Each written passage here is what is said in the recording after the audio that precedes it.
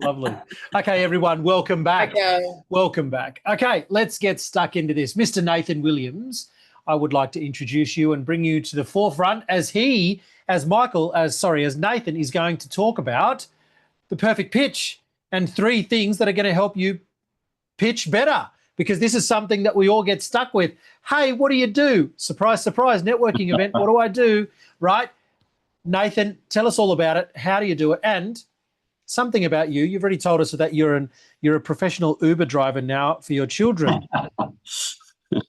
All right, thank you. I'll just share screens here first of all. Just bear with me a second.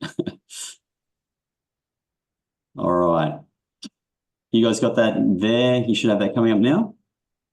All right, cool. Something about me. Geez, there's really nothing else apart from being a professional Uber driver. But I suppose in the context of today, the short version is back in 2013, I did go on a pitch competition where I had to pitch to 300 people, 5 judges, and you only had 5 minutes to address a whole bunch of key criteria. Now, that's really hard to only talk for 5 minutes. It's much easier to talk for 50 minutes. And so going through that process just made me really think about every single word that came out of my mouth and really editing the message down. And off the back of managing to win that, I then coached someone to win that competition 3 months later and thought, I absolutely love this. I was already doing this kind of work with some businesses anyway, but really linked into this more because I quickly realized that if you can't pitch well, you don't get into the sales process. So, to your point, if you can't answer the "so what do you do" question, it's a bit of a problem.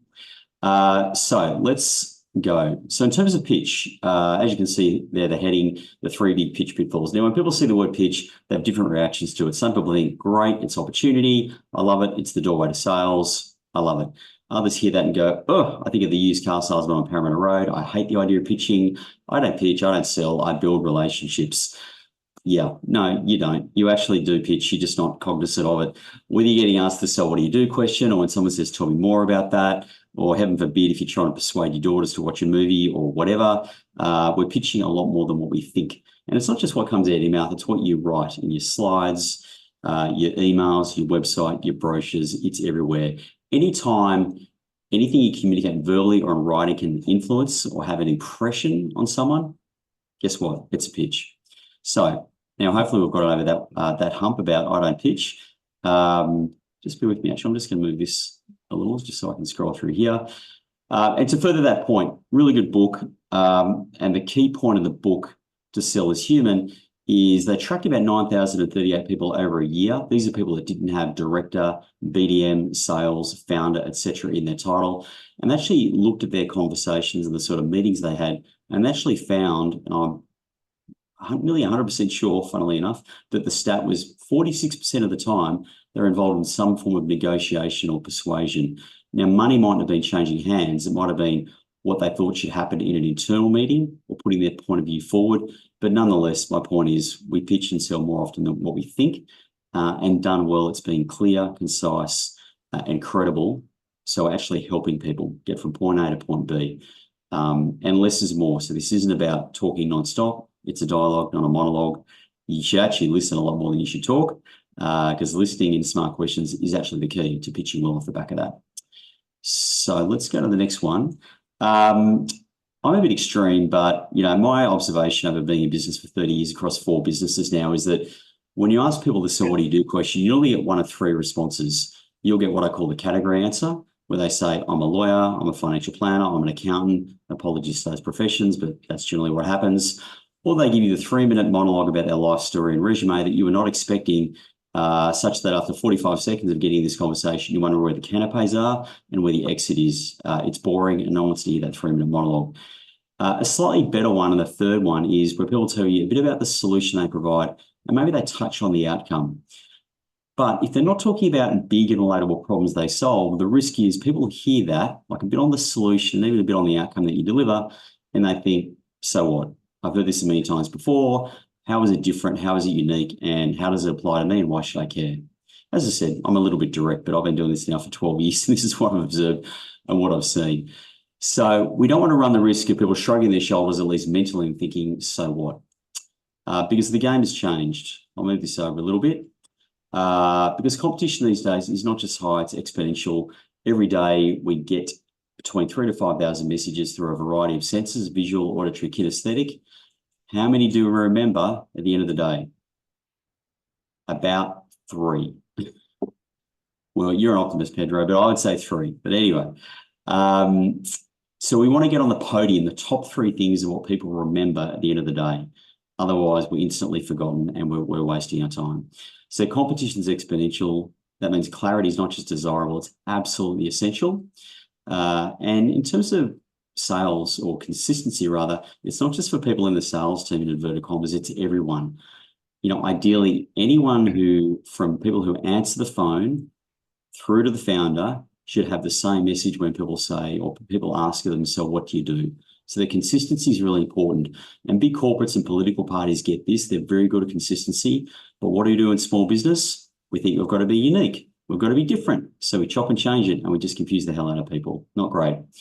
And the message has got to be not so much about us, but about them. It's got to put the customer or the listener at the center of the story, which is why I said earlier, it's got to be a big relatable problem that resonates with them, as opposed to just being all about our solution and even the outcome that we deliver.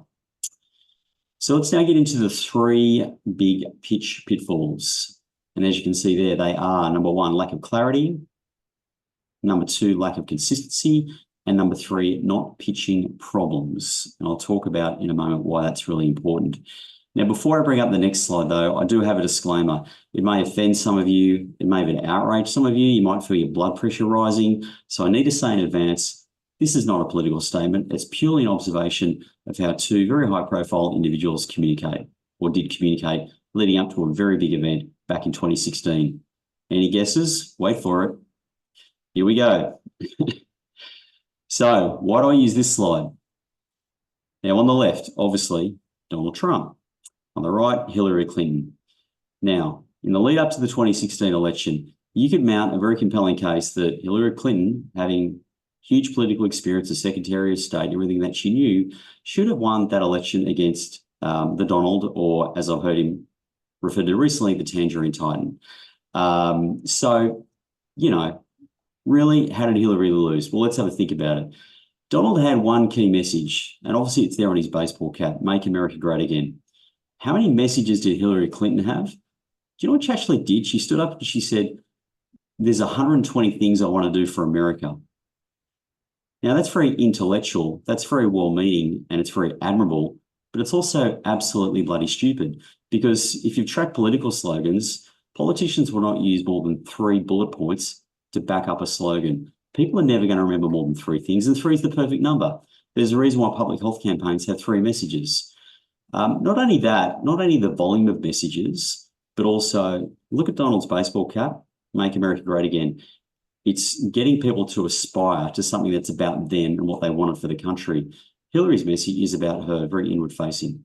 So we've got to be clear and we've got to be customer focused is the key thing I like to communicate there.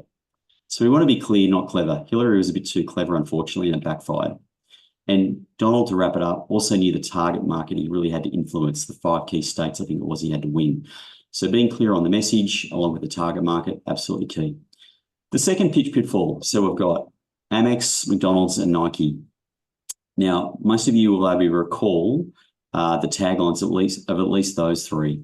So Nike, just do it.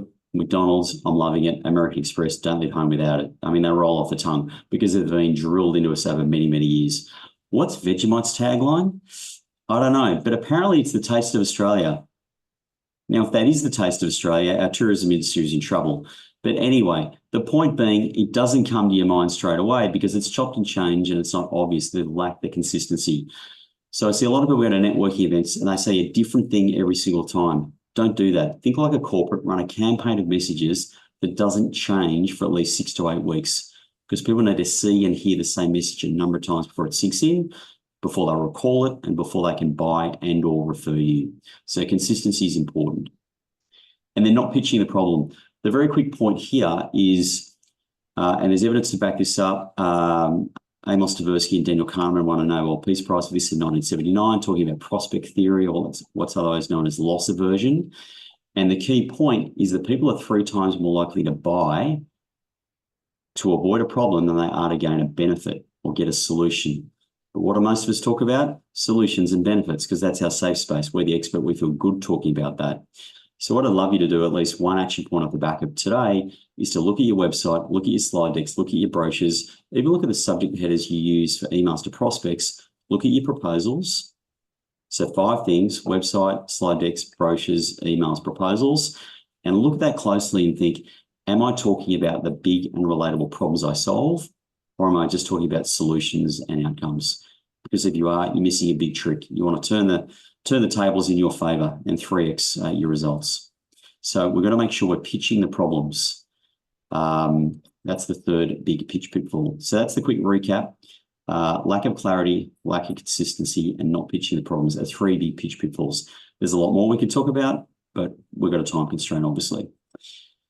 In terms of any potential next steps to wrap up from my side, obviously you can see that's my website there. If you want to get some ideas on pitching as it applies to websites, at the danger of self-referencing, feel free to visit my website and look at the narrative I've used on the different pages and how there's a story element to it, as opposed to me just talking about how great I am. And you'll see things, particularly in the top third of the web pages, about the big relatable problems I solve. You'll see that on the homepage, and you'll certainly see that on the Perfect Pitch page, which is one of our 3 products we have. We have Perfect Pitch, Strategic Selling, and Referral Plus. So I think imitation and stealing stuff is flattery. So feel free to knock yourself out. Go to my website and check that out. The second point there, real quick, and then I'll wrap up, is if you click on that when you get the slides after the presentation, that'll take you to a Perfect Pitch self-evaluation, 7 questions or 7 statements. You can rate yourself on a scale of 1 to 3, and you'll then get a brief report off the back of that that'll give you a score and also some good ideas as to how to best pitch your business. And I'll wrap up by saying this is very surface level. This is just about pitching, but the big picture here really is how to position yourself differently to your competitors. Like insurance has a lot of competitors. And so the 3 questions really, my final thing to wrap up with are, number 1, what's your unique and differentiated value? What's your unique and differentiated value? Number 2, who are your ideal best fit prospects? Who are your ideal best fit prospects? And then number 3, why should those prospects really care about your value? If you can nail the answers to those 3 questions, you're going to be positioned differently, you're going to stand out, save time, get more clients. Oh, I'm out of breath. I think I'm done. Nathan, happy to take any that was if there are any, but yes, Nathan, that was an absolute cracker, mate. Thank you so much. You didn't stop the whole time. I was smiling, I was laughing. No wonder you won that competition. Like, good on you, and turning that into like business. I suggest, just like Karen, I suggest all of you book in just with Nathan, just to have a conversation about your pitch for 30 minutes. Mate, I don't know if you offer something like that. Obviously, I do that as part of my overall scope, but what you're talking about is so important. And I chop and change too much, I know that, but that is so important. You know, the consistency really got me there. So I'll be booking in with you just to have a chat. Yeah. Just real quick, if people fill out that or complete that self-evaluation, more than happy to provide a 30-minute free pitch review. So thank you. No, you're welcome. I think that's super important.